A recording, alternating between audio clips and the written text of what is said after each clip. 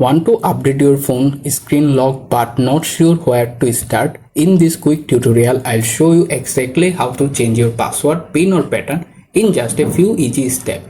It's simple, secure and anyone can follow along. Let's jump right in.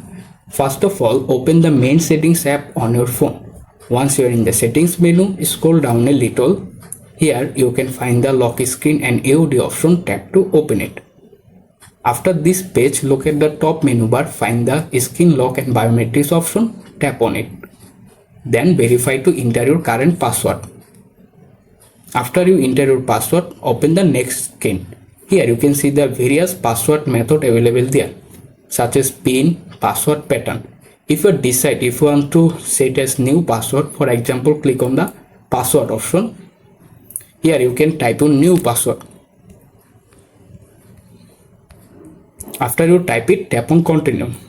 Then type the password again to verify them. Once done, tap on the OK button. And that's it, how you can easily change screen lock, password, PIN or pattern on your phone. Thanks for watching. I hope this tutorial made changing your screen lock quick and easy. Subscribe for more helpful Android tips and I will see you in the next video. Happy learning!